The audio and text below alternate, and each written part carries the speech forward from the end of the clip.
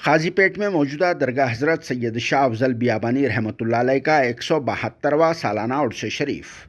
لاکھوں کی تعداد میں لوگوں نے کی ہے شرکت۔ تلنگانہ پردیش کانگریس کمیٹی کے پریزیڈنٹ ریونت ریڈی اور دوسرے کانگریس پارٹی کے لیڈرز نے بھی شرکت کر کے تلنگانہ میں ہونے والے اسمبلی الیکشن میں کانگریس پارٹی کی جیت کے لیے کی ہے خاص دعا،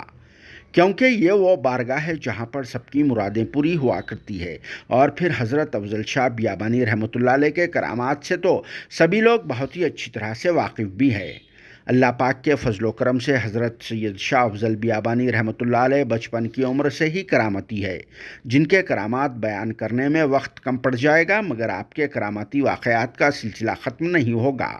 اسی لیے حضرت کی بارگاہ میں روزانہ سووں ہزاروں کی تعداد میں عقیدت مند حاضری دیا کرتے ہیں۔ اور پھر حضرت کے سالانہ عرس شریف کے موقع پر تو عوام کی بھیڑ رہا کرتی ہے۔ ہمارے ملک ہندوستان کے مختلف مقامات اور پھر دوسرے ممالک سے بھی لوگ یہاں حاضری دینے کے لیے آیا کرتے ہیں، جن کی تعداد دیکھ کر سبھی لوگ حیران بھی رہ جاتے ہیں۔ جہاں سندل مبارک کے وقت بس انسانی سروں کا سمندر نظر آتا ہے، اور اتنی بھیڑ رہنے کے باوجود سبھی لوگ اللہ پاک کے کرم سے باخیر و عافیت سے اپنے اپنے مقامات کو واپس بھی لوٹ جاتے ہیں۔ اسی لیے بھی خاص کر ملکاجگیری کے ایم پی اور تلنگانہ اسٹیٹ کے چیف منسٹر امیدوار ریونت ریڈی نے 13 ستمبر چہارشنبے کو سندل مبارک کے دن یہاں حاضری دی، اور پھر حضرت کی بارگاہ میں کانگریس پارٹی کی جیت کے لیے خاص طور پر دعا کا اہتمام بھی کیا، جن کے ساتھ مائنورٹی کے پریزیڈنٹ و فارمر منسٹر محمد علی شبیر کے علاوہ کانگریس پارٹی کے دوسرے لیڈرز بھی موجود تھے۔ جہاں سجادہ نشین مولانا سید شاہ غلام افضل بیابانی المعروف خسرو پاشا صاحب، فارمر وقف بورڈ چیئرمین، اور ان کے فرزند سید شاہ بختیار بیابانی نے ان لیڈرز کا استقبال کیا۔ ان کے علاوہ دوسری پارٹی سے تعلق رکھنے والے لیڈرز اور پھر پولیس کے اعلیٰ عہدیدار وغیرہ بھی یہاں شرکت کر کے حضرت کی بارگاہ میں حاضری دیتے ہیں۔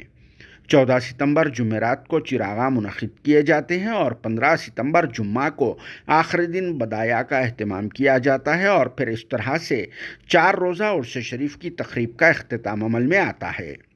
سال 1856 26 صفر کو حضرت افضل شاہ بیابانی رحمۃ اللہ علیہ اس دنیا سے پردہ فرما گئے، اور آپ 10-12 سال کی عمر میں ہی حافظ قرآن ہو گئے تھے، جو اپنی نوجوانی میں ہی گھر سے نکل کر ترک دنیا کرتے ہوئے میدک اور ورنگل کے جنگلوں بیابان میں رہتے ہوئے اللہ کی لوح میں ریاضت کرتے رہے، اور اس وقت اپنی زندگی کے کئی سال ان جنگلوں و بیابان میں گزار دیے۔ اور حضرت اپنی حیات مبارک میں اس وقت دلتوں پر ہونے والے ظلم کو اپنے کرامات سے ختم کر دیا کرتے تھے، اور حضرت کے کرامات سے متاثر ہو کر اس وقت دلتوں پر ظلم کرنے والے ریونیو عہدیدار بھی اپنا رویہ تبدیل کر دیا کرتے تھے اور دلتوں کے ساتھ اچھا برتاؤ بھی کرتے تھے،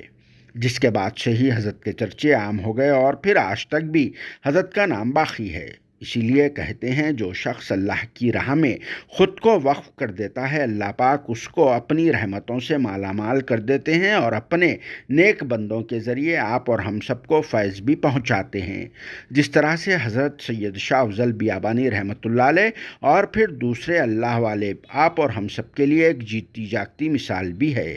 جس پر کچھ لوگوں کو اعتراض ہوگا، اس سے کوئی فرق نہیں پڑے گا۔ آپ کے اور ہمارے ماننے سے اللہ پاک کے ایسے نیک بندوں کا نام کبھی بھی ختم نہیں ہوگا۔ جو حق ہے وہ حق ہے، اور حق ہی باقی رہنے والا ہے۔